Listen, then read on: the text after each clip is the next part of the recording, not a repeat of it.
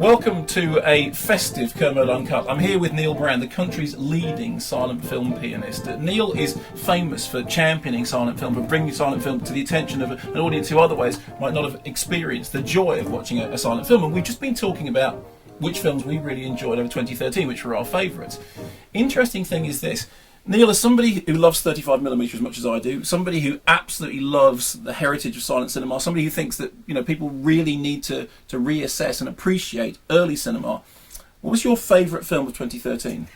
The most high-tech film of the year, Gravity. I think it's because you do yearn for total cinema when you go to it. That felt like total cinema. Still requesting faster transport. We have to go. Even though I didn't buy the plot entirely, and I came away thinking that was one too many cliffhangers ultimately, but what a great immersive experience. And the other thing I was impressed with, of course I would be listening out for the music, I didn't notice the cueing points of the music. I didn't hear the music coming in. I felt like I was inside the suit when we were supposed to be inside the suit. I felt like I was out in complete zero gravity when we were supposed to be in zero gravity. And yet the music was doing its job of pounding the action when necessary and adding to, of all things, the isolation at the end, which you would think is the hardest thing to get in music. How do you do isolation in space musically? However you bring in music, it's always going to show itself.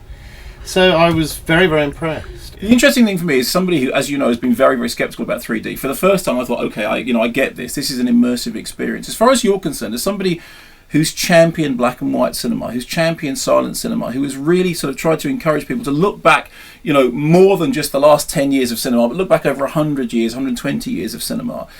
What does it say to you that the most high-tech movie of 2013 was the one that really won your heart?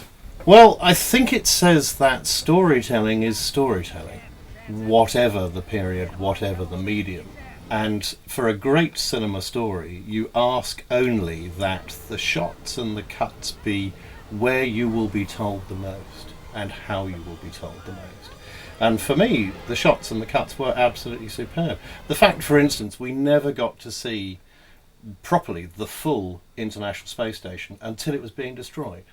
Yeah. That's clever storytelling. And I've seen equivalents in silent cinema. You take a film like, for instance, The Passion of Joan of Arc, you don't see the whole set until at least half an hour into the film, because everything has been faces up until that point. But I think it is interesting, isn't it, that you can look at that and you can find those kind of comparisons with Dreyer, and it's like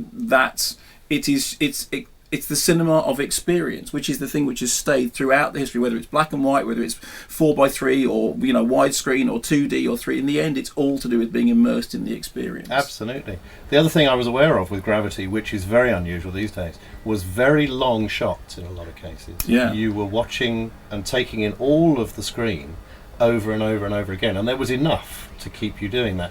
And that sort of very frenetic cutting, which I know you have a big problem with as well with certain directors, that gets on my nerves, because that feels to me like, oh, you must be fed up with this by now. I'll show you that. Now I'll show you that. Now I'll show you that. Now I'll show you that. Aren't I clever?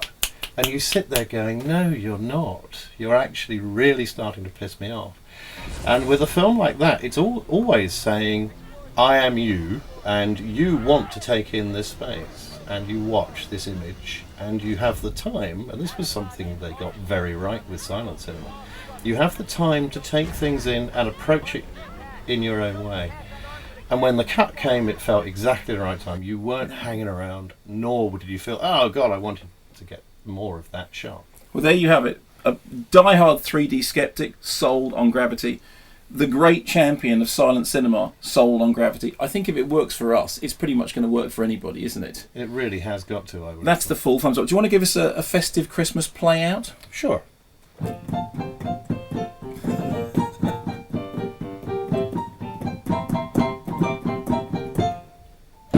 Happy Christmas, Neil.